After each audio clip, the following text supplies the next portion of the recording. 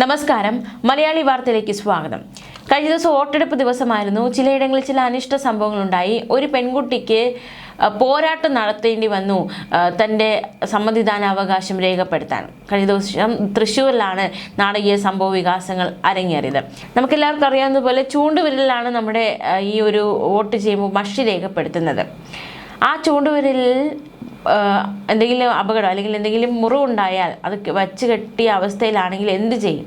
അതിനുള്ള ഉത്തരമാണ് കഴിഞ്ഞ ദിവസം ഉണ്ടായത്. മുറിവേറ്റതിനെ തുടർന്ന് കെട്ടിവെച്ച ചൂണ്ടുവിരലുമായി പോളിംഗ് ബൂത്തിലെത്തിയ യുവതി വോട്ട് രേഖപ്പെടുത്താനായി അനുമതി കാത്തുനിന്നത് 5 മണിക്കൂറിലധികമാണ്.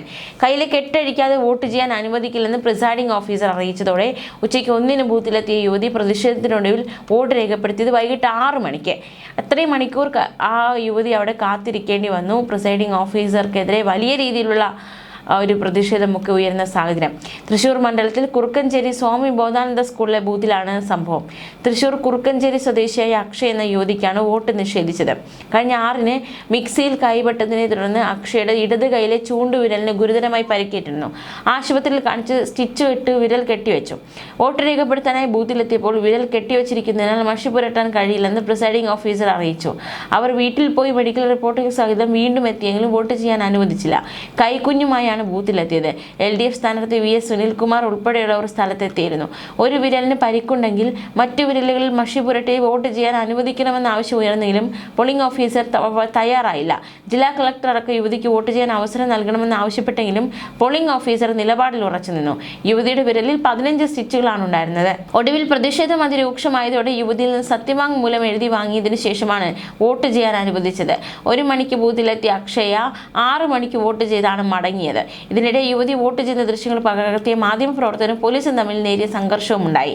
തൃശ്ശൂർ മണ്ഡലത്തിലെ കുറുക്കഞ്ചേരി ബോധാനന്ദ സ്കൂളിലെ ബൂത്തിൽ വോട്ട് ചെയ്യാനെത്തിയ അക്ഷയ് എന്ന പെൺകുട്ടിയാണ് റിട്ടേണിംഗ് ഓഫീസർ വോട്ട് ചെയ്യാൻ അനുവദിക്കാത്തതിനെ തുടർന്ന് നാടകീയ സംഭവ വികാസങ്ങൾ അരങ്ങേറിയത്. മണിക്കൂറുകളായി ബൂത്തിലിരിക്കുന്ന കുട്ടിയെ കണ്ട LDF പ്രവർത്തകർ കാര്യം തിരക്കിയതോടെയാണ് സംഭവം പുറംലോകം അറിഞ്ഞത്. ഇതിനു പിന്നാലെ മുൻ MLA VS സുനിൽകുമാറും സ്ഥലത്തെത്തി പ്രതിഷേധിച്ചതോടെ വാർത്താ പ്രാധാന്യം നേടി.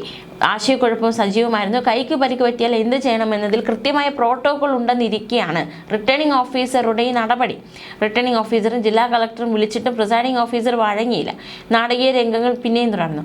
പെൺകുട്ടിയുടെ മുറിവ് തുറന്നു കാണണം എന്ന നിലപാട് കൂടി പ്രിസൈഡിംഗ് ഓഫീസർ സ്വീകരിച്ചതോടെ കാര്യങ്ങൾ കൂടുതൽ വഷളായി. ഇതിനിടെ അക്ഷയ വീട്ടിൽ പോയി മെഡിക്കൽ രേഖകൾ കാട്ടിയിട്ടും ഫലമുണ്ടായില്ല.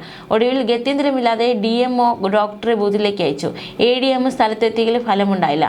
6 മണി കഴിഞ്ഞിട്ട് പ്രിസൈഡിംഗ് ഓഫീസർ വഴങ്ങാത്തതിനെ തുടർന്ന് മുഖ്യ തെരഞ്ഞെടുപ്പ് കമ്മീഷണർ പ്രത്യേക ഉത്തരവ് ഇറക്കിയതോടെയാണ് അക്ഷയ്ക്ക് വോട്ട് ചെയ്യാനായത്. ഒടുവിൽ 6:15 അക്ഷയെ വോട്ട് ചെയ്തിറങ്ങുമ്പോൾ ഹർഷ ആരവങ്ങളോടെയാണ് ഇടത് പ്രവർത്തകർ സ്വീകരിച്ചത്. പ്രിസൈഡിംഗ് ഓഫീസർക്കെതിരെ നിയമ പോരാട്ടത്തിലേക്ക് LDF കടക്കുകയാണ്. 6 മണി വരെ ഈ കുട്ടി നിൽക്കേണ്ടി വന്നു. 6 മണിയായതിനാൽ പെൺകുട്ടിക്ക് സ്ലിപ്പ് നൽകാൻ നിർദ്ദേശം നൽകി.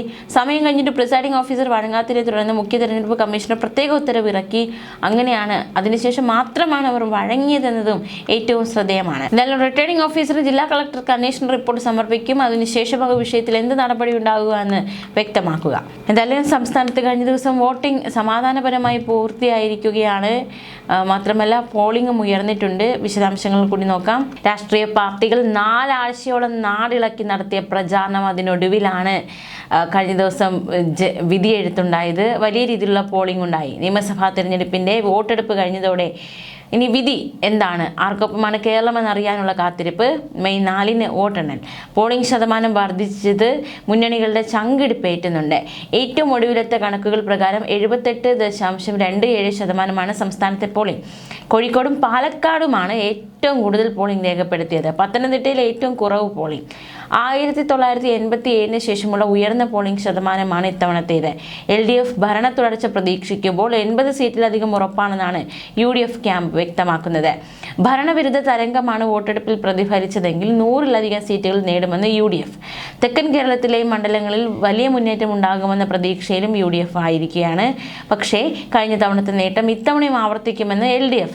ചുരുങ്ങിയത് 3 സീറ്റിലെങ്കിലും ജയിക്കാനാകുമെന്ന പ്രതീക്ഷയോടെ NDAയും കളത്തിലുണ്ട്.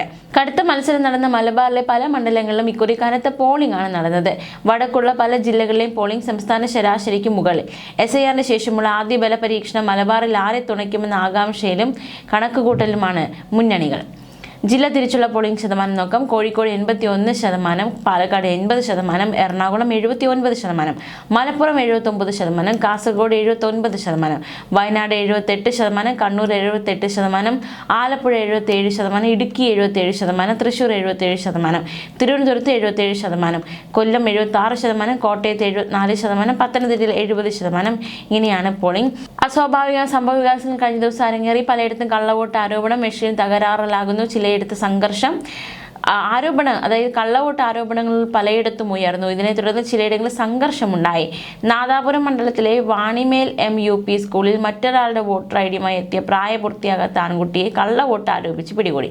ചിറ്റൂരിൽ LDF സ്ഥാനാർത്ഥിക്കായി വോട്ട് അഭ്യർത്ഥിച്ച് NDA സ്ഥാനാർത്ഥിയുടെ ഫേസ്ബുക്കിൽ പോസ്റ്റ് ഇട്ടത് വിവാദമായി.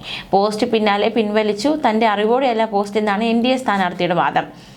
കാസർഗോഡ് തൃക്കരിപ്പൂർ മണ്ഡലത്തിൽ വോട്ടെടുപ്പിനിടെ UDF വനിതാ ബൂത്ത് ഏജന്റിന് നേരെ നായ്ക്കർണപ്പൊടി പ്രയോഗിച്ചതായി പരാതി. ഉദിരനൂർ ഗവൺമെന്റ് ഹയർ സെക്കൻഡറി സ്കൂളിലെ ബൂത്തിലാണ് മുൻ ബ്ലോക്ക് പഞ്ചായത്ത് അംഗം കൂടിയായ രതിലയ്ക്ക് നേരെ ആക്രമണം ഉണ്ടായത്. ശാരീരിക അസ്വസ്ഥതകളെ തുടർന്ന് ഇവരെ തൃക്കരിപ്പൂരിലെ സ്വകാര്യ ആശുപത്രിയിൽ പ്രവേശിപ്പിച്ചു. അതേസമയം വോട്ടർമാർക്ക് നന്ദി അറിയിച്ചിരിക്കുകയാണ് മുഖ്യമന്ത്രി പിണറായി വിജയൻ. സംസ്ഥാനത്തെ വോട്ടെടുപ്പ് സമാധാനപരമായി പൂർത്തിയായിരിക്കുകയാണ്. തങ്ങളുടെ വിലയേറിയ സമ്മതിദാനാവകാശം വിനിയോഗിച്ച് ഈ ജനാധിപത്യ പ്രക്രിയയിൽ പങ്കുചേർന്ന മുഴുവൻ വോട്ടർമാർക്കും ഹൃദയം നിറഞ്ഞ നന്ദിയും അഭിവാദ്യങ്ങളും അറിയിക്കുന്നുവെന്ന് മുഖ്യമന്ത്രി കുറിച്ചു. വളരെ ചുരുങ്ങിയ പ്രചാരണ സമയം മാത്രമേ ഇത്തവണ കിട്ടിയുള്ളൂ. എങ്കിലും കടുത്ത വേനൽ ചൂടിനെ പോലെ അവഗണിച്ച് അക്ഷീണം പ്രവർത്തിച്ച രാഷ്ട്രീയ പ്രവർത്തകരുടെ ആവേശം എടുത്തു പറയേണ്ടതാണ്. പ്രതികൂല കാലാവസ്ഥയെ വകവയ്ക്കാതെ പോളിംഗ് ബൂത്തുകളിലെത്തിയ ജനങ്ങൾ കേരളത്തിന് ഉയർന്ന ജനാധിപത്യ ബോധത്തിന്റെയും നാടിനോടുള്ള ഉന്നതമായ പ്രതിബദ്ധതയുടെയും നേർക്കാഴ്ചയാണ് നൽകിയത്. ഈ വലിയ ജനപങ്കാളിത്തം അങ്ങേറ്റം ശ്ലാഘനീയമാണ്. സംസ്ഥാനത്ത് എവിടെ അനിഷ്ട സംഭവങ്ങളൊന്നുമില്ലാതെ തികച്ച് സമാധാനപരമായി വോട്ടെടുപ്പ് പൂർത്തിയാക്കാൻ നമുക്ക് സാധിച്ചു എന്നത് വലിയ നേട്ടമാണ്. ഈ ബൃഹത്തായ പ്രക്രിയ വിജയകരമായി നടപ്പിലാക്കാൻ അഹോരാത്രം അധ്വാനിച്ച തെരഞ്ഞെടുപ്പ് ഉദ്യോഗസ്ഥർ, സുരക്ഷയൊരുക്കിയ പോലീസ്, കേന്ദ്രസേന അംഗങ്ങൾ, ആരോഗ്യ പ്രവർത്തകർ, സന്നദ്ധ പ്രവർത്തകർ തുടങ്ങി വിവിധ തലങ്ങളിൽ പ്രവർത്തിച്ച എല്ലാവരും പ്രത്യേക അഭിനന്ദനം അർഹിക്കുന്നു. കേരളത്തിന്റെ ജനാധിപത്യ ബോധ്യത്തിനും ജനപങ്കാളിത്തത്തിനും ഒരിക്കൽ കൂടി ഹൃദയം നിറഞ്ഞ അഭിവാദ്യങ്ങളിൽ നിന്നും നമുക്ക് ഒരുമിച്ച് മുന്നേറാം നവകേരളത്തിനായി എന്നുമാണ് മുഖ്യമന്ത്രി കുറിച്ചത്. അതേസമയം കഴിഞ്ഞ ദിവസം വോട്ട് ചെയ്യാനെത്തിയ വോട്ടർമാരൊക്കെ മലയാളി വാർത്തയോടും അവരുടെ പ്രതീക്ഷകളും മറ്റും പങ്കുവച്ചിരുന്നു. അവരുടെ പ്രതികരണത്തിലേക്ക് നമ്മൾ ഒരിക്കൽ കൂടി പോവുകയാണ്.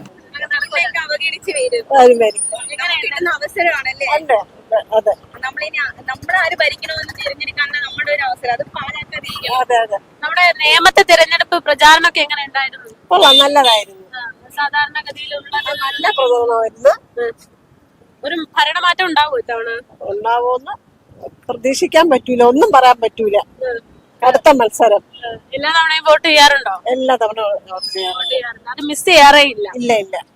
ഈ പറയുന്ന പോലെ നമുക്ക് 5 വർഷത്തിൽ ഒരിക്കൽ കിട്ടുന്നതാണല്ലോ ഈ വോട്ട് രേഖപ്പെടുത്തുക എന്ന് പറയുന്ന ഒരു അവകാശം. അതായത് നമ്മളാണ് തീരുമാനിക്കുന്നത് വരേണ്ടത് ആരാണ് എന്നുള്ളത്. അപ്പോ അങ്ങനെ ഒരു തീരുമാനം എടുക്കുമ്പോൾ ചേച്ചി പരിഗണിക്കുന്ന കുറെ കാര്യങ്ങൾ ഉണ്ടാവുമല്ലോ. നേതാവ്, പാർട്ടി, അതുപോലെ തന്നെ പ്രവർത്തനങ്ങൾ, ഇത് ഏതൊക്കെയാണ് ചേച്ചി പരിഗണിക്കുന്നത്? അല്ലെങ്കിൽ ഈ പറയുന്നത് നമുക്ക് എന്തായാലും നന്മ ചെയ്ത ഏത് പാർട്ടിയാണെങ്കിലും വരണം, ജനങ്ങൾക്ക് നന്മയുള്ളവരായിരിക്കണം. അത് നോക്കിയിട്ടാണ് എല്ലാം.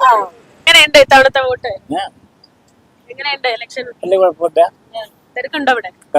തിരക്കില്ല. സാധാരണ തിരക്കുണ്ടാവാറുണ്ട്, പക്ഷെ ഈ പ്രാവശ്യം തിരക്കില്ല. ഇപ്പം വോട്ട് ചെയ്യാൻ ആരും വരുന്നില്ലെന്നുള്ള ഒരു അങ്ങനെയുള്ള പ്രതീതിയില്ല. വരുന്നു ഇങ്ങനെ മറ്റൊരു എങ്ങനെയുണ്ട് ഇത്തവണത്തെ ഒരു സ്ഥാനാർത്ഥികളുടെ പ്രകടനമൊക്കെ എങ്ങനെയുണ്ടായിരുന്നു? ഒരു പണാധിപത്യം,